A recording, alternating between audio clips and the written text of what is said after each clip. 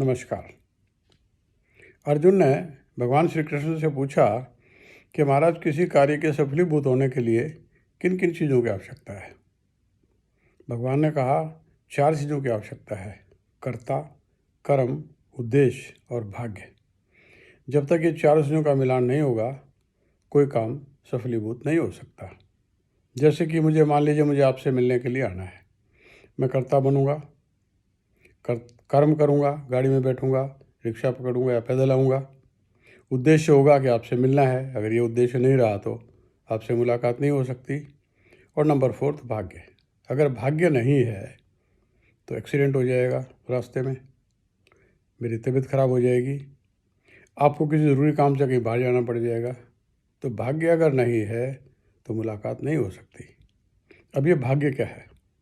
आप इसको भाग्य कहें, आप इसको सर्कमस्टांसेस कहें, आप इसको नेचर कहें, आप इसको कॉस्मिक फोर्स कहें, जो भी नाम दें, इसका एक अपना बहुत बड़ा महत्व है। अब ये क्या चीज़ है? ये वही है जो एक भजन में आता है, किसने जानी तेरी माया, किसने भेद तिहारा पाया, हारे ऋषि मुनि कर ध्यान, बना मन मंदिर आलीशान। मान लीजिए आपने एक बहुत उपजाऊ ज़मीन परचेज़ की, बहुत मेहनत की, उस पर बहुत अच्छा बीज डाला, बहुत अच्छा पानी दिया, बहुत अच्छी फसल आ गई, और अंत समय में जब काटने का टाइम आया तो बड़ी भारी बारिश ओले आ गए, तूफान आ गया और सारी फसल बर्बाद हो गई। अब इसको आप क्या कहेंगे?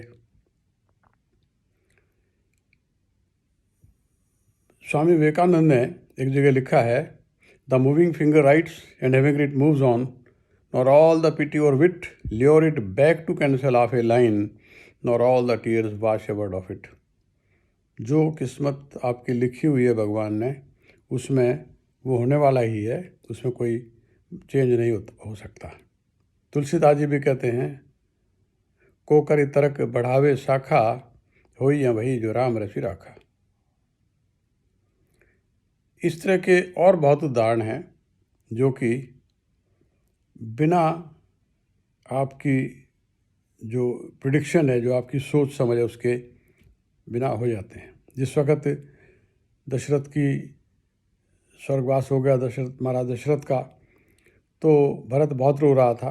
तो उसको सांत्वना देते हुए मुनि वशिष्ठ ने कहा, सुन भरत भावी प्रबल, बिलख कह मुनिनाथ, हानि लाभ जीवन मरण, यश अपयश विधिहात।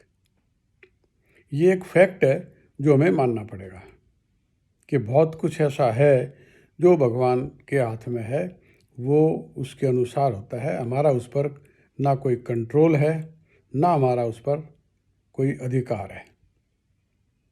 तो इसका मतलब क्या हुआ कि क्या हमें कर्म छोड़ देने चाहिए? हम हाथ पर हाथ धर कर रख के बैठ जाएं और कोई कर्म ना करें? नहीं, ऐसा बिल्कुल नहीं है।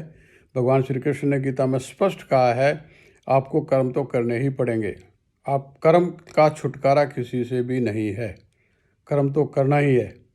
अब उस कर्म का फल क्या मिलेगा, कितना मिलेगा, कब मिलेगा, ये इसकी चिंता आप मत करो, क्योंकि वो फल मेरे हाथ में है, मुझे देना है।